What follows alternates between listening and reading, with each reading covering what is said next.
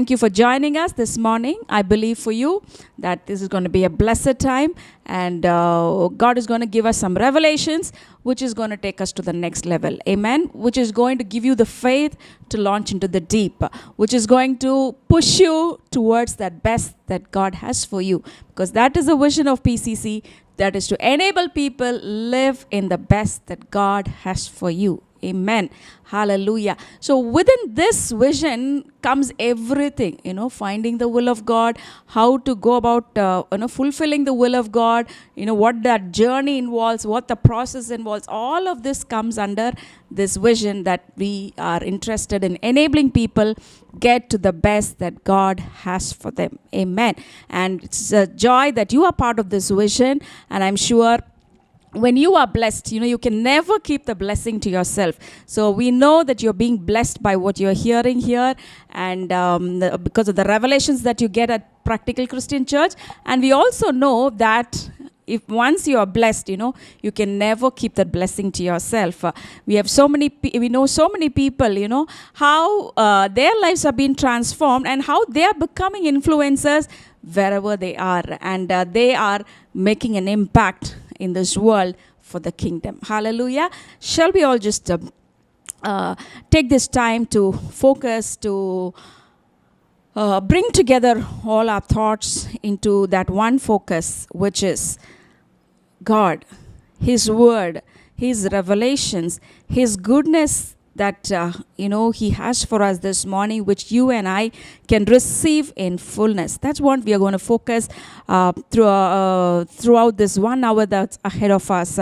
And you will never be the same person again. Hallelujah. Thank you, Jesus. We praise you. Thank you, God. We praise you. Thank you, Holy Spirit. We praise you. Thank you because you are in our midst this morning, wherever we are, oh Father. We thank you, Lord. We praise you, Master. Oh, Jesus. Hallelujah. Thank you, Lord, that you have been guiding us and leading us over the past week and over the past days in this new year, oh Father. We thank you, Lord, as you have promised in your word, that you will be our counselor, that you will be our guide, that you will be the one who will gently bring things to remembrance. You will be the one who will gently correct us. You will be the one who will give us who will be the wisdom for us. Lord, whatever you have promised, oh Father, you have been to us. You have been faithful to keep up your promise, oh Father. Oh, we thank you, Jesus. Thank you, Jesus, because we have so many testimonies to tell every single day to, confess that you have been good. Hallelujah. As your word says, every good and perfect gift comes from the Father. Oh Lord, there are so many umpteen number of good gifts that we are enjoying in our lives, and we know it's all from you, oh Father. Oh, thank you, Jesus, for the gift of peace, for the gift of love, for the gift of joy, Lord, for the gift of the family, for the gift of life, Lord, for the gifts that you've given us in the form of a job or a ministry or some work, Lord, education, a career, Lord, so many things for which we can thank you. Thank you, Jesus. We praise you, Lord. We worship you, Master. We give you the glory, oh Father. Lord, this morning we are here to, Lord, focus on what you have for us this morning, to focus on what you are here to deliver to us, oh Father. We thank you, Jesus. We praise you, Lord. I bless each one who's joined us this morning, oh Father. I bless them that they will be able to focus on that one thing you want them to know this morning. That one thing, that they've been waiting for. Lord, you are here to reveal to them, oh Father, that one answer, that one solution, that one door, which they need to knock. You're going to show to them this morning. We thank you, Jesus. I release the anointing of revelation upon whoever is watching this video. Oh, thank you, Jesus. An anointing of revelation, an anointing of revelation. I release it right now in the name of Jesus.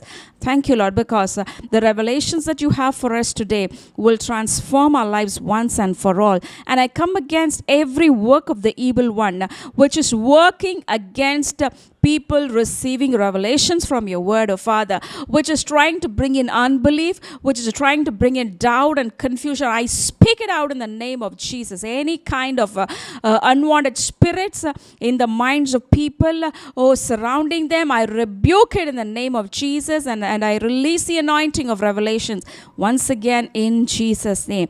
Thank you, Father. We praise you. We make a commitment once again this morning, oh Father, Lord, to stay connected through this time that's ahead of us and to receive from your fullness, oh Father. We praise you. We give you the glory and the honor. In Jesus' name we pray. Amen. Amen. Hallelujah. So we're going to begin with the word. There are some truths which we need to meditate frequently, which we need to keep renewing our minds with. Lot of messages we hear where we are told that we are not of this world. Okay, though we are in this world, we are not of this world. This is something you will hear frequently at PCC. Okay, we say that maybe this world can suffer. Maybe the people around you can be affected by so many things, but you cannot be affected. You cannot be touched. Okay, so you might wonder why? How is that possible? Okay, last year, I think in the month of April, God spoke to us. That was the beginning time of this COVID and all of that. And God spoke to us and He said how when the Israelites were in Egypt, okay, there was darkness in the place where the Egyptians lived, but there was light where the Israelites were living. The firstborn children of the Egyptians were killed, whereas the firstborn children of the Israelites were not killed. So that is how God makes a difference. God makes a distinction. Okay, and so you are also, even it's not only for the Israelites, it's for you and me. Okay, we don't have to go through anything that this world goes through. Hallelujah. And to understand this, to put your faith on this, what I've shared with you right now. Okay, what is it? That you don't have to live like the other unbelievers. Amen. You don't have to suffer like the people around you. You don't have to go through what this world goes through. Though we are in that same world, you don't have to go through what your neighbor goes through. You can have a totally different experience on this earth. Okay, so to put your faith on this truth, you need to know certain things. This is something you need to hear it today. God is going to speak to you marvelous things. He is going to reveal to you who you exactly are. Hallelujah. And we know this verse, a man is as he thinketh in his heart. Okay. Even secularly, they say a man becomes what his predominant thought is. What is your predominant thought? Can you just take a moment and think back? What is that predominant thought that is occupying your mind? What is that predominant thought about yourself that is occupying your mind? What is that picture you have of yourself in your mind? Sometimes we are so bogged down by what others think about us, right? That neighbor of mine, what does he think about me? So in the process, what do? We try to do things which will please them. Okay, in my workplace, what does my boss think about me? What does my colleague think about me? Or wives thinking, what does my husband think about me? Or husbands thinking, what does my wife think about me? Parents and children and spouses, siblings. Okay, wherever you are, wherever there are people around you, is your thought predominantly occupied by what others think about you? Or even believers, is your thought predominantly occupied by what your pastor thinks about you?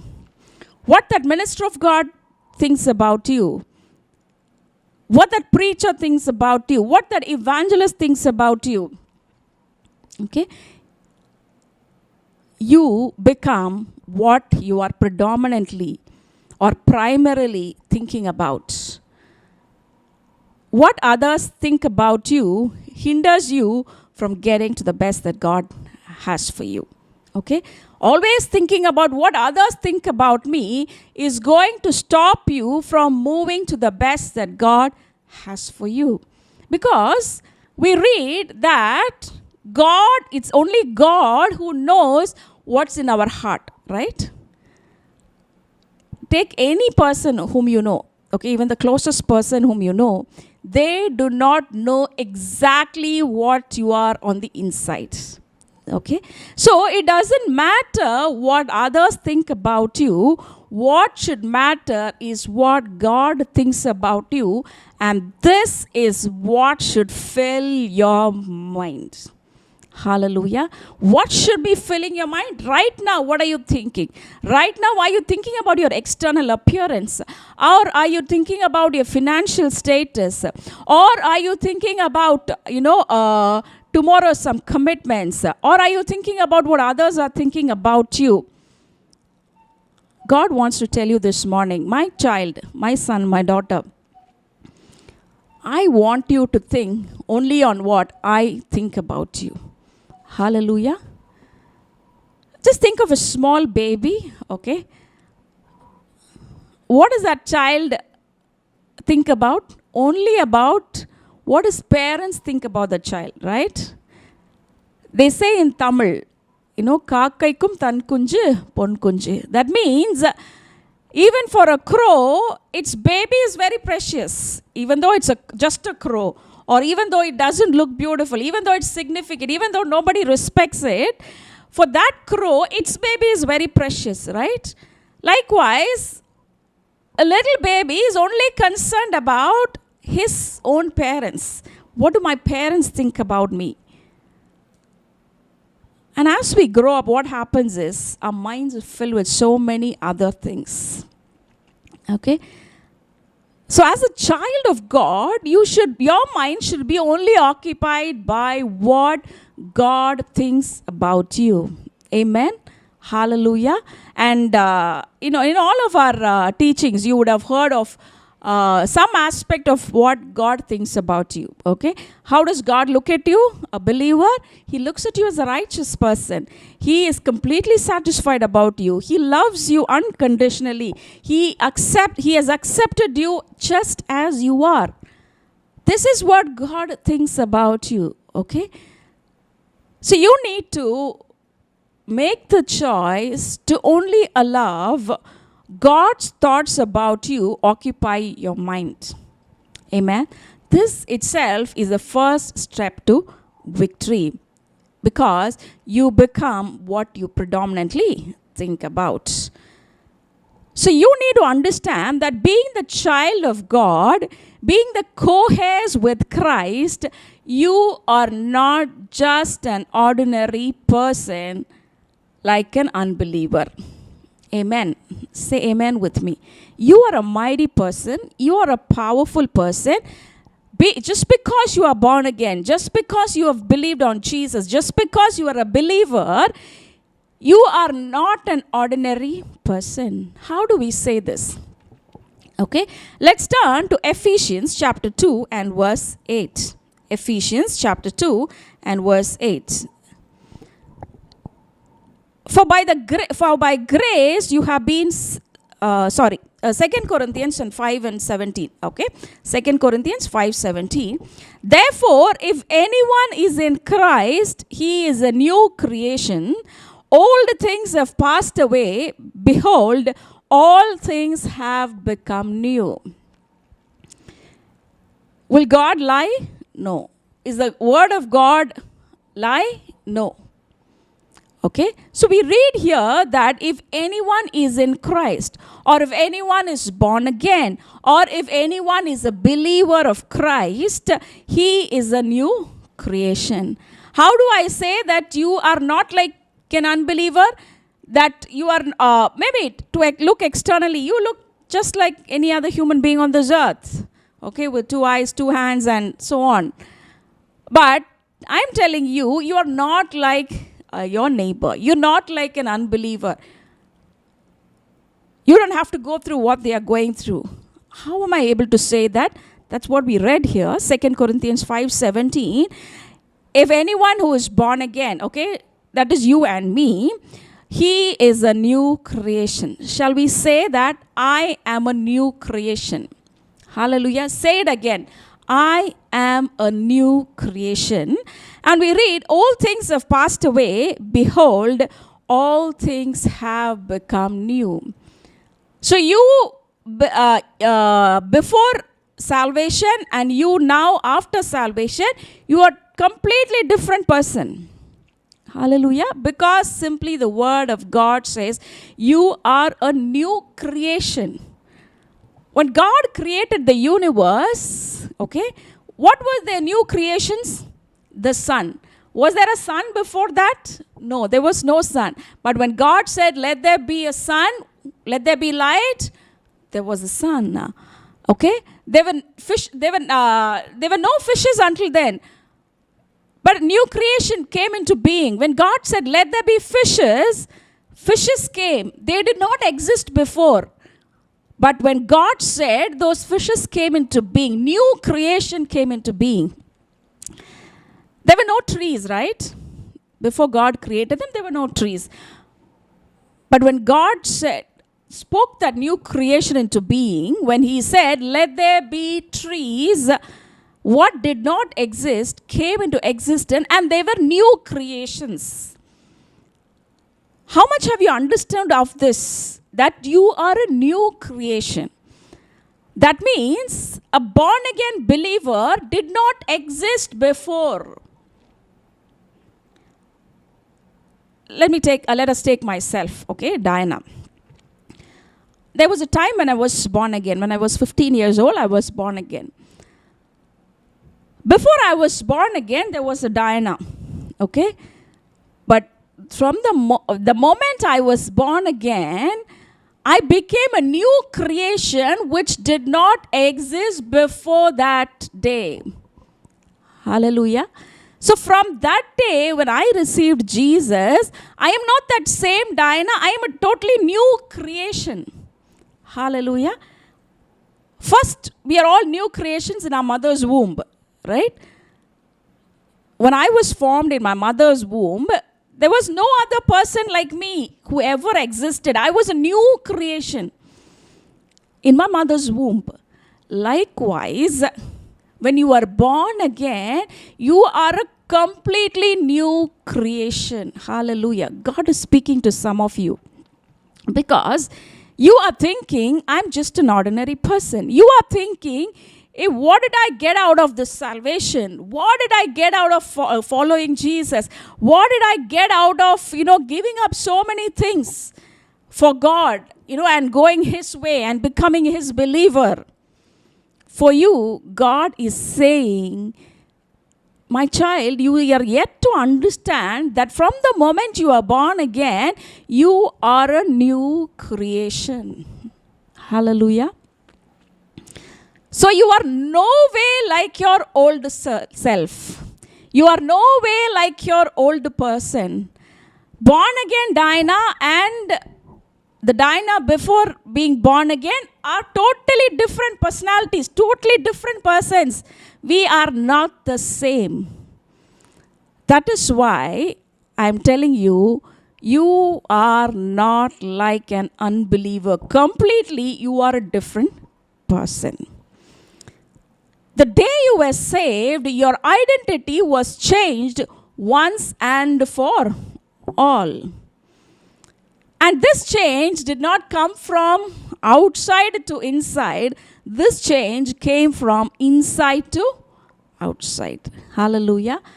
Because the moment you were born again, God came and dwelt in you. There were so many changes that happened, and those changes came from inside. That is from the God who lives in us. Amen. Okay, before moving on, let me just address one question that might come up in your mind now. Come on, I don't have different experiences after being born again. I don't look different, okay? Or, I was tall then, I'm still tall. Or I was thin then, I'm still thin. You might think, come on, what are you saying? You're telling me I'm a new creation. My old person, old Dinah and new Dinah are different. But no, I don't see it. You are not what you see on the outside, you are what you are on the inside. Hallelujah. You need to get this truth this morning. You are not defined by what you are on the outside. You are defined by what you are on the inside. So when you were an unbeliever, before you were born again, on the inside, you were a sinner.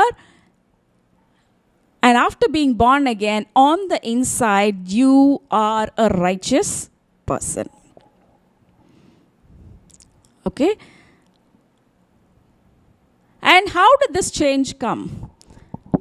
Some of us, even salvation, we think is because of what you are doing every day. Okay? How have people understood salvation? They think because of the repentance prayer that I do every morning, today I am born again. Okay? Because I fast so many days and pray, I stay born again. Because of the lot of sacrifices I do for God, I am continuing to be born again. But you need to know that salvation is absolutely God's work. Hallelujah. You had no role in that except for believing God for that salvation. But to bring about that salvation, you and I did nothing. You and I didn't have to do anything. Maybe if you're assuming that it was because of your fervent prayer that you got saved, or because you left some of your sins you got saved, then you're rejecting God for your salvation. But you need to know that the salvation is absolutely from God. Ephesians chapter 2 verse 8. For by grace you have been saved through faith, and that not of yourself, it is the gift of God. When you receive a gift, maybe for your birthday, okay, it's absolutely free, right? Parents get their children gifts on their birthday. Why? Did the child have to do anything? No. But it is free. Okay? The work is from the parent side to the child. So you need to understand that salvation is absolutely from God, and it is the gift of God. It is not about you. As you hear this morning, without you knowing, okay, unconsciously, lot of changes are happening on your mind. And as I said, a man is as he thinketh in his heart. So because of the changes that are happening in your mind, your external experiences, your physical experiences are going to be different from this day onwards. So we're having two creations here, old creation and new creation. Today we are all new creations, but there was a time when we were all old creations. Those old creation had an identity. What was the identity? A sinner. There was a sinner Dinah and there's a righteous Dinah now. Okay? This old identity as a sinner did not come because of my sins. Amen. So many of you are condemning yourself and you're saying, Lord, please forgive me, I'm a sinner. You know why? You are thinking because of some sin that you did today, you are a sinner. There's good news for you. Your old self of that old creation, or old Dinah, was a sinner not because of Dinah's sins, but because of Adam's sins. Hallelujah. You need to get this statement this morning. You did not do sins to become a sinner. Instead, you sinned because you were a sinner already, because of the identity that Adam passed on to you. Amen. This is exciting if you really get an understanding of this. No more, not even 1 second more, can you be in guilt if only you get this truth into yourself, into your mind. Amen. What is the truth? You did not sin to become a sinner. You sinned because you were already a sinner because of the identity that Adam passed on to you. Amen. How many of us came from Adam? All of mankind. We all came from Adam, right? What is that identity he passed on to us? The sinner identity. What was that nature he passed on? Sinner. What is your nature? Your parents. What your parents are, right? When they want to find out, if suppose they find a child whose parents they do not know, but there are a set of parents who come and claim that that child is theirs. What do? They do a DNA test. Okay, they test the gene of the parent and the child, and if they are the real parents, the tests will prove that there is something that is passed on from the parent to the child. There will be a similarity. And when it is there, it is proof that they are the genuine parents, that they are the real parents to that child, right? So we were all genuine children of Adam. What was proof? We were all sinners by nature. A newborn baby is an old self until that child is born again. That child is a sinner by nature. Not after the child sins, but while the child is born, while the child is formed in the mother's womb, the child is a sinner. Because that is what Adam gave us as a gift. You and I did not do anything for that. What was Adam's gift to us? Identity. What identity? Sinner. So don't beat yourself because you are into some sin. Okay, don't beat yourself thinking that you are the cause. No. Adam passed on that identity to you. But even that is over the moment you were born again, because now you are born of God. Hallelujah. Physically, I was born of my parents, and my parents were born of their parents. So when we trace back, at some point, parent was Adam. And that's from where I was a sinner.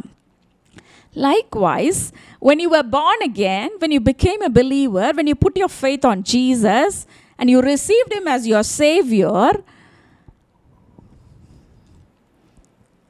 he passed on something to you. He gave something to you as a gift, and that is his righteousness. Hallelujah. Now, if they do a test on me and on Jesus, there will be a similarity. I will have his gene. I will have his nature, which is righteousness. What was Adam's nature, which he passed on to us? Sin nature. What is Christ's nature that he has passed on to you and me? Righteous nature. Hallelujah. In both of this, there is no role that you and I can play. While you were the old self, old creation, while you were a sinner because you came from Adam, any amount of good works that you did could not make you righteous. Hallelujah. If there's someone who's listening this morning who haven't received Jesus as your Savior, okay, who hasn't accepted Christ for your salvation, I want to tell you, no amount of good work from your side, okay, you could feed the poor. You could do so many good things, but it doesn't make you righteous and qualified for heaven and qualified for the blessing of God. This is the truth. And so true is something else that I'm going to tell you right now. You, a born again person who's listening to me this morning, I want to tell you, just like how no amount of doing good work will make the old creation, the sinner, a righteous person, no amount of sin by a believer will make him, by a righteous person, will make him a sinner.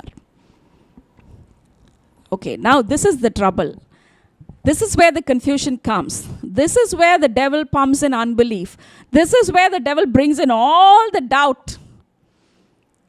Hey, come on, how come if I'm a believer, I'm born again, I'm a righteous person, so if I sin, I don't become a sinner? Yeah, you don't become a sinner. You are still the child of Jesus. You don't immediately become the child of Adam. You are still the child of Jesus. Immediately your gene is not changed to the gene of Adam. You are still having the gene of Jesus. Your identity doesn't change. So no amount of sin will make an unbeliever a sinner. Romans chapter 5 verse 19. Romans chapter 5 verse 19. For as by one man's disobedience many were made sinners. That was our old self. By one man's disobedience. Whose disobedience? By Adam's disobedience, many were made sinners. Okay?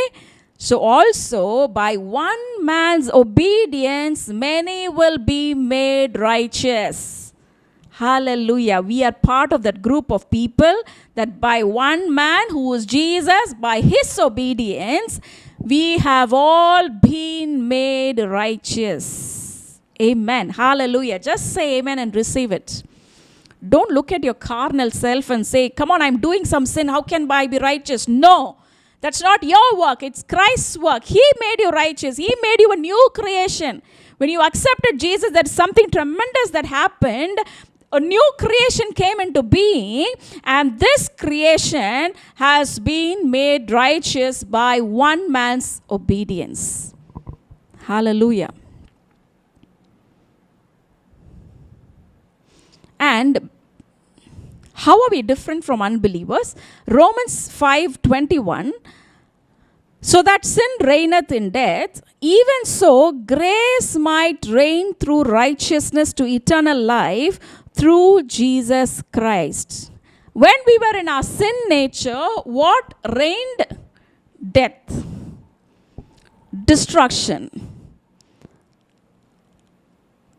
But now that we are righteous, what reigns? Grace might reign. Hallelujah. So you don't have, why do you not have to face failures in your life? Because grace reigns in your life now. Amen. Even though you fail at times, you can come back to God and receive His blessing. Receive His goodness. So you don't have to be a failure. Even when you take a wrong decision, the moment you realize, because grace reigns through righteousness now in your life, you being a new creation, now grace reigns in your life, what you can do is you can come back to Jesus, and all that losses because of that mistake that you made will be set right for you. Hallelujah. So you don't have to be a failure. You don't have to go through strife. You don't have to struggle to survive. Instead, you can succeed. You can be more than a conqueror. You can be an overcomer. You can be the king. You can be the head and not the tail. You can be above and not below. You can lend to nations. You can expand in all directions. You can possess the wealth of sinners. All of this is possible because of the grace of God that reigns in your life. Hallelujah.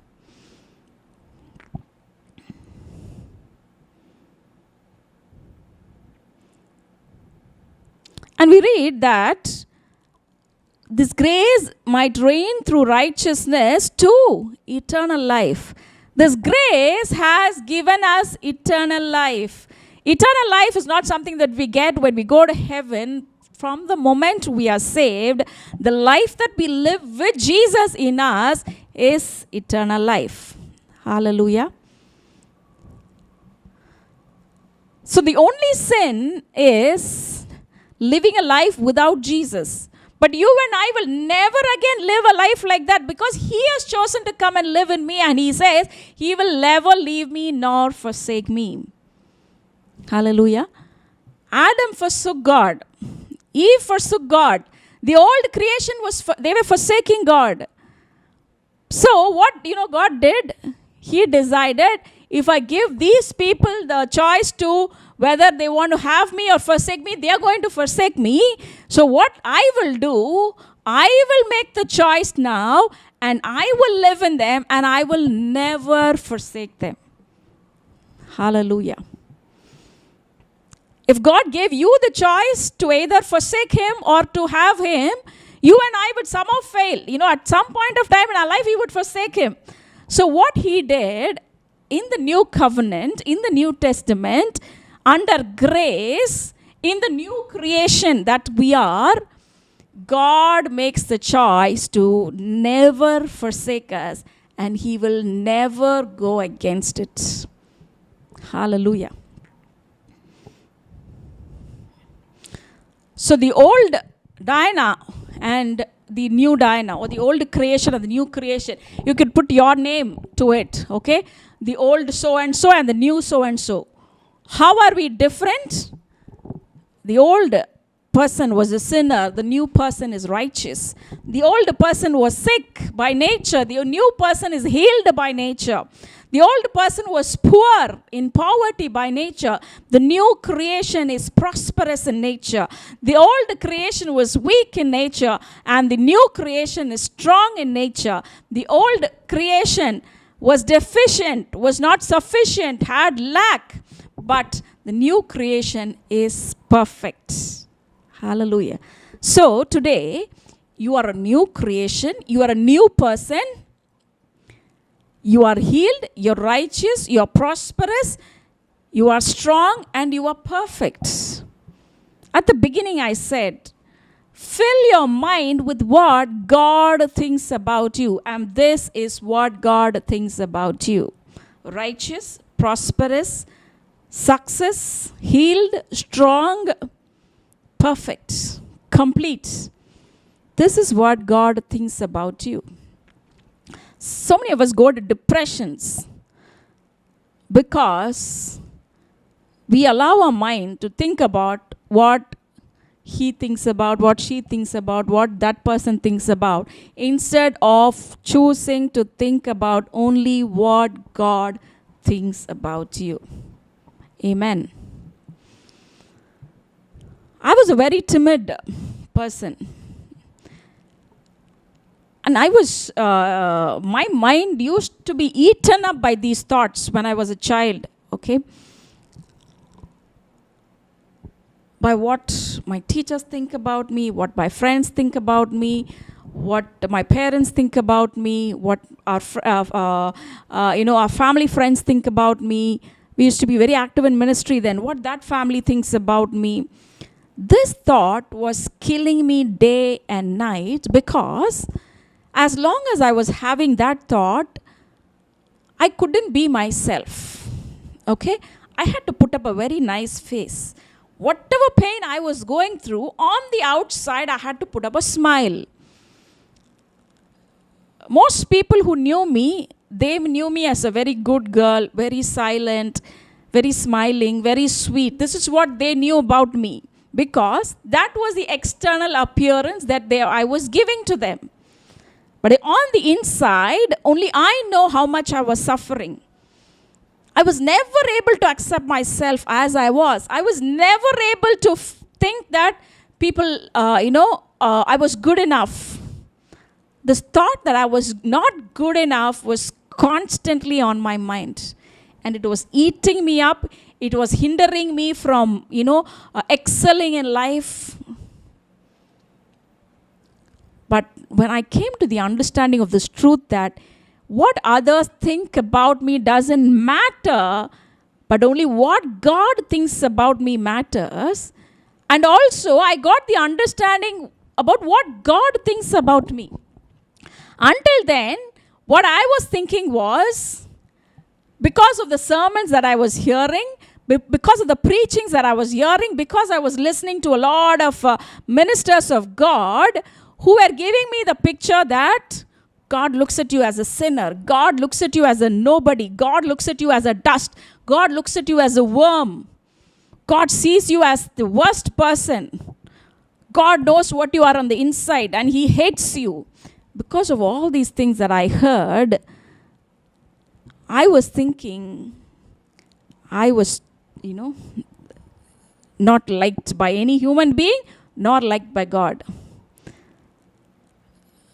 But when I came to know that God looked at me as a righteous person, He completely accepted me just as I am, with my weaknesses, with my failures. He is completely satisfied about me. He sees me as a righteous person just because I have received Him as my Savior. It totally transformed my mind.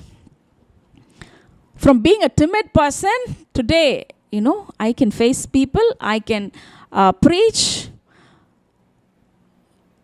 From being a person who was suffering, today I'm a delivered person. From being a weak person, today I'm a strong person. From being a sick person, today I'm a healed person. First, the change happened on my mind, and today my experience is living a sickness-free, sin-free, struggle-free, poverty-free life. Hallelujah. God doesn't, once you have become a new creation, the old creation is gone. So God does not keep looking at your past sins. He doesn't keep looking at how you were a failure when you were not born again. He only sees you just as Himself, in His image and in His likeness.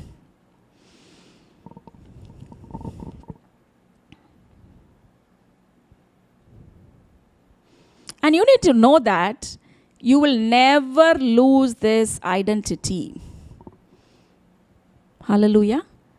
As I said, because when you were a sinner, you were born of Adam, and that sin identity you can never lose. Even though you do so many good things, that sin identity doesn't change because you were born of Adam.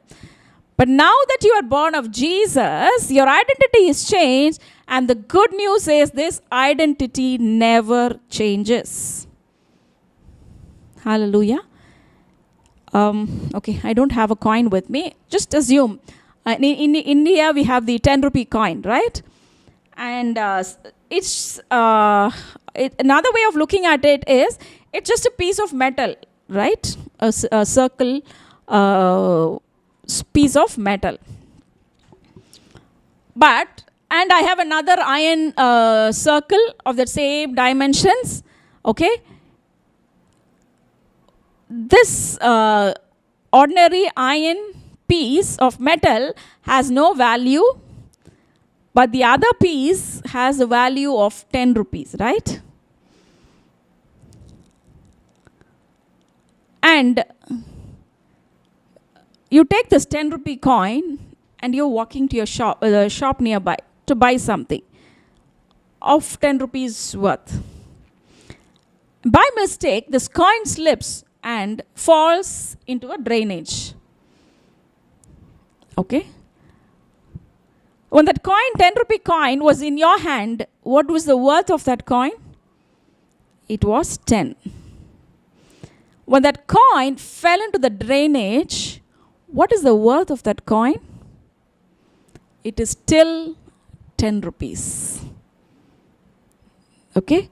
If it's picked up, maybe you have to wash and go and use that, give it to a shopkeeper, it is going to have that same value, that same identity. Because it has fallen into the drainage, it doesn't become like the other coin, simple piece of metal, piece of iron.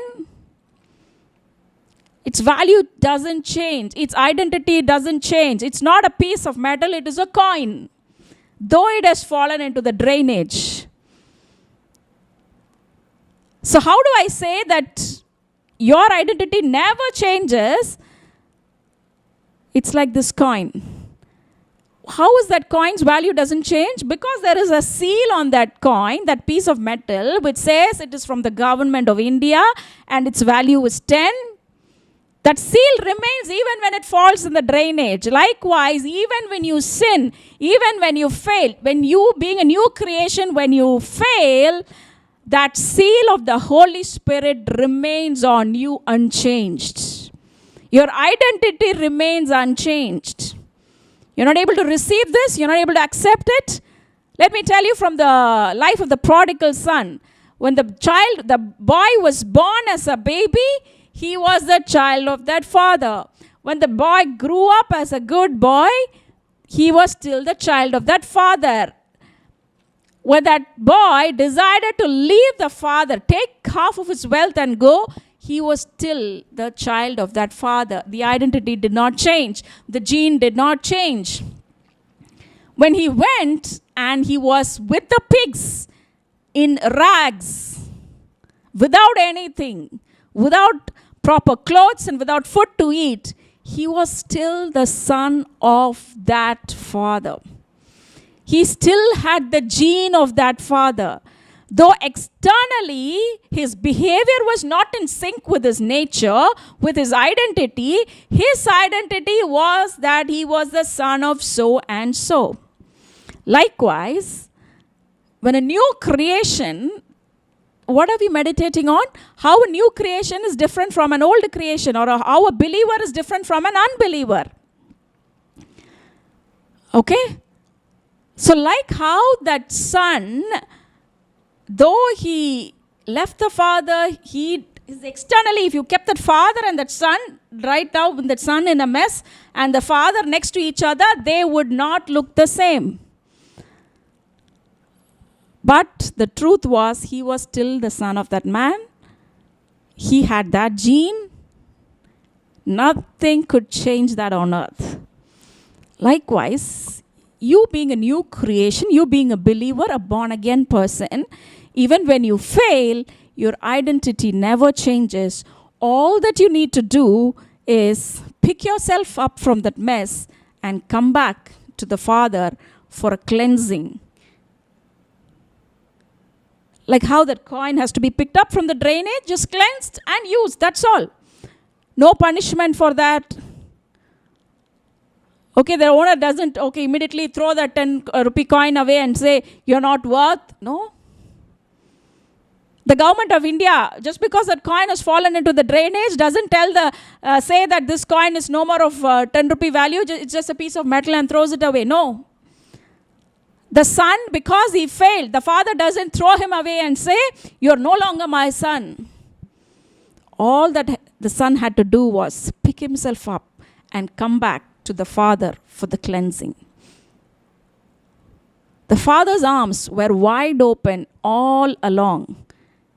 All that the son had to do was come back and receive that embrace. There was nothing that the father had to do. He was in that same standing. He knew that boy is still my child, and my love for him is not going to change. I am still going to embrace him if he comes just as he is. Likewise, some of you, you know why you are failing in life, why you are still struggling, because you are accusing yourself and saying, I am suffering because I am such a big sinner. I am suffering because yesterday I told a lie. I am suffering because yesterday I cheated someone. I am suffering today because I did this and I did that. You're talking about yourself. You're focusing about yourself. But your identity is not in yourself, because salvation was free and it was a gift of God and it is by grace and it's God's doing and it's not your doing. So He has done a perfect job. He's once and for all happy with you, satisfied with you. And so you, even when you fail, you can go back to God just as you are. Hallelujah. And so you don't have to go through what the people of this world go through. When a sinner sins, he needs to face the consequences. He will not be able to go to God because his conscience will not allow him. His guilt will not allow him. But a born again person, a child of God, his privileges, even when he fails, if you know the truth, you can confidently go back to the Father. Hallelujah. A sinner, when he sins, he has no way out. He has to face the consequences. But a righteous person, a born again person, a believer can go back to God and redeem himself from the consequences. Still receive the goodness of God. Like the prodigal son, when he came back to the Father, whatever he lost, he got back. The Father clothed him with the same good clothes, put a footwear under his leg, put on rings, gave him a feast. This is all what he enjoyed when he was with the Father. When he came back to the Father, he didn't have to face the consequences of his wrong decision. He had made a wrong decision to leave his father. But when he came back, it was all restored back to him. Whatever he lost. He was even ready to eat the food of the pigs. But here, his father had a lavish feast for him. My dear believer, God is telling you, my child, everything is prepared for you. The feast is ready for you. It is your guilt, it is your mind which is stopping you from coming and feasting on the table, coming and enjoying the abundant blessing of God. You need to understand how you are completely different from a believer. Why you can live a different life, completely different from an unbeliever. And why you can live a life which is totally different from an unbeliever. We're going to pray and we're going to finish. Please do not continue to occupy your minds with thoughts about what others think about you, or your own guilt, your own condemnation, or a wrong understanding that God is angry with you, or that He is not happy about you, He doesn't like you, He rejects you, He doesn't want you to prosper. Come out of all these thoughts. Replace those thoughts with these thoughts of what God truly thinks about you and looks at you as. Before we pray, I would encourage you to bring your offering and tithes. Since you're connecting online, you could GPay or transfer to that account details which is on the screen. As you partner with us, we believe that you will be a person or a family that lives in the best that God has for you. As a new creation, your experiences will be totally different from the experience of the people of this world. Let's pray. Thank you, Father. We praise you, Lord. We worship you, Master, for this wonderful word that you gave us this morning, oh Father. Thank you, Lord, that you look at us totally different from what we used to assume, oh Lord Jesus. Just because we are a new creation, we are born of you, we have your gene, we have the gene of Jesus. You look at us as righteous. You're completely satisfied about us. You accept us as we are unconditionally, oh Father God. Thank you, Jesus. We praise you, Jesus. Hallelujah. Thank you, Lord, that I'm no longer a sinner, even when I fail. Thank you, Lord, that I'm not weak. Thank you, Lord, that I'm not sick. Thank you, Lord, that I'm not poor. Thank you, Lord, that I'm not imperfect. You have made me complete, perfect, good, righteous, healed, prosperous. Thank you, Lord, for this new identity that you gave us when we became new creations, when we were born again. Thank you, Jesus. We praise you, Lord. We worship you. I bless them, oh Father, that every day they will have a better revelation of the Christ in them, of their changed identity, of who they are as a new creation, O Master. Because as we read, a man is as he thinketh in his heart. As they meditate more on this, they're going to have a greater revelation, and their mindset is going to change. Their thinking patterns are going to change. They are completely going to be different people with different experience. Heavenly experiences on this earth, O Father. We thank you, Lord. We praise you. We give you the glory and the honor and the praise. In Jesus' name we pray. Join with me as we say, bless the Lord, O my soul, and all that is within me. Bless his holy name. Bless the Lord, O my soul, and forget not all his benefits. Amen. Thank you for continuing to watch our Sunday services. Do stay connected with us, and we would request you to share these videos with your friends and family who could also be blessed.